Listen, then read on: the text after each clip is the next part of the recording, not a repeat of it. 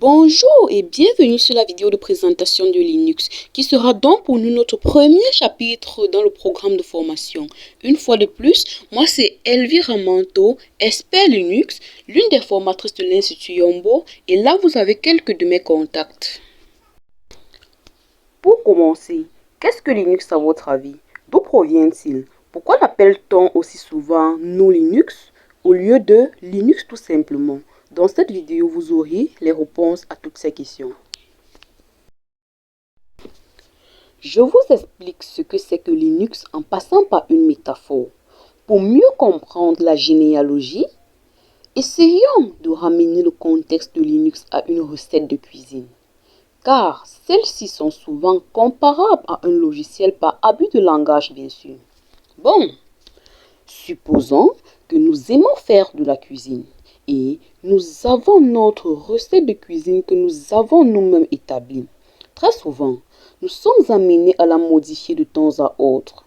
Un jour, on se rend compte que les multiples ajouts ont permis d'avoir un résultat qui nous a satisfait très bien.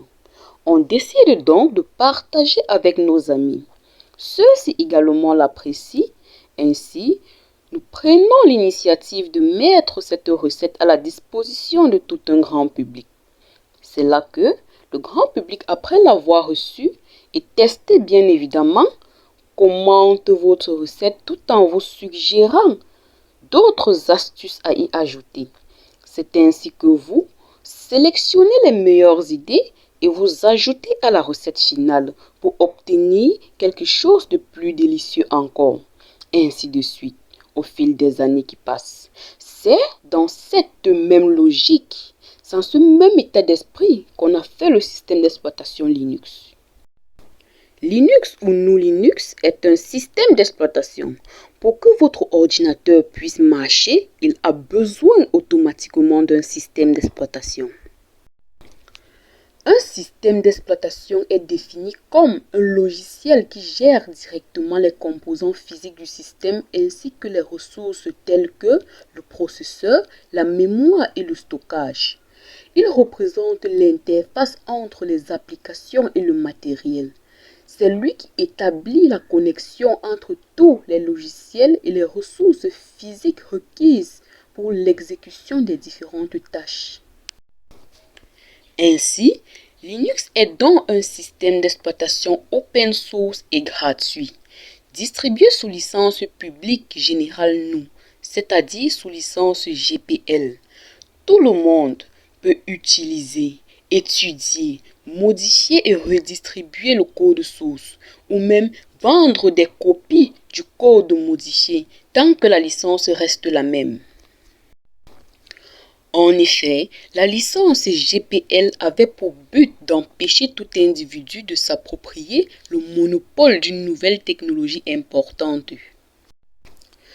Aujourd'hui, il est très difficile de n'avoir jamais entendu parler de Linux, à moins d'être resté enfermé, coupé de tout lien avec le reste du monde. Vous avez forcément rencontré ce mot quelque part sur Internet ou au cours d'une conversation entre amis. Ce n'est pas étonnant. Linux est partout. Sans lui, beaucoup de sites web et de programmes n'existeraient pas aujourd'hui. Théoriquement, on doit parler de GNU Linux. Pour moi, c'est toutefois un peu difficile à écrire et prononcer. Vous allez m'excuser, hein?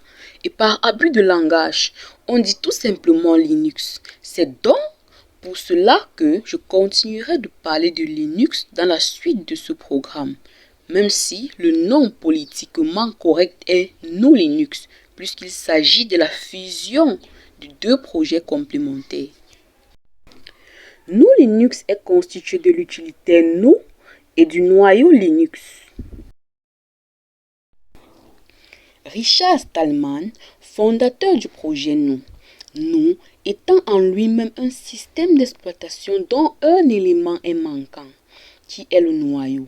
C'est ainsi que la combinaison du noyau Linux avec le système GNU a permis d'obtenir un système parfaitement exécutable que vous pouvez installer sur votre PC et l'utiliser. C'est quoi un noyau? Linux est le noyau d'un système d'exploitation, donc la partie la plus importante du programme. Sans lui, le système d'exploitation ne fonctionne pas, car le noyau gère les ressources du système et communique avec le matériel. Il est responsable de la gestion de la mémoire, des processus et des fichiers, d'où la réunion de ces deux éléments pour avoir nom Linux. Qu'en est-il de l'historique de Linux? Linus Benedict Torvalds publie un message historique sur un newsgroup consacré à l'OS Minix. Il dit ceci. Bonjour à tous ceux qui utilisent Minix. Je mets au point un système d'exploitation gratuit. C'est juste un hobby. Il n'y a rien d'énorme ou de professionnel comme nous. Je travaille dessus depuis le mois d'avril et ça devra bientôt être prêt. J'aimerais avoir toutes sortes de commentaires sur ce que les gens ont aimé et détesté dans Minix, car mon système d'exploitation lui ressemble un peu. Toutes les suggestions sont les bienvenues, mais je ne promets pas de toutes les mettre en œuvre. C'est ainsi que Linus Torvalds se voit aidé par plusieurs personnes amusées par le projet. Et donc, en 1991, une première version de Linux voit le jour. Grâce à un nombre de visiteurs sans cesse croissant, Linux s'est vu modifié à plusieurs reprises. Aujourd'hui, Linux Foundation compte dans ses rangs presque toutes les entreprises les plus innovantes du monde. De Google à Facebook en passant par Samsung, même Microsoft, l'ennemi juré du logiciel libre dans les années 90, a changé son fusil d'épaule pour embrasser Linux. Historique et philosophie d'Unix. Unix est un système d'exploitation né en 1966, à la fois multitâche et multi-utilisateur. Unix était très populaire dans les milieux universitaires. Sa philosophie reposait sur deux notions. La première étant tout est fichier. La deuxième, sa logique était que quand on conçoit un programme, on écrit un programme qui fait une seule tâche, mais qui remplit cette tâche au mieux. En conclusion, malgré la faible présence de Linux sur les PC quotidiens, il demeure une référence dans plusieurs secteurs du système informatique, notamment les serveurs web. Près de 90% des serveurs web utilisent Linux. Les téléphones portables, les systèmes embarqués, c'est-à-dire votre baladeur MP3, votre machine à laver, votre micro-ondes, bref, tous ceux qui sont un tout petit peu évolués. Également, nous avons les super ordinateurs, c'est-à-dire les machines qui font des calculs de très haut niveau. Ceci tout simplement parce que Linux est libre, donc gratuit et modifiable par tout développeur qui le souhaite, donc adaptable aux besoins de n'importe quelle entreprise pour ses produits.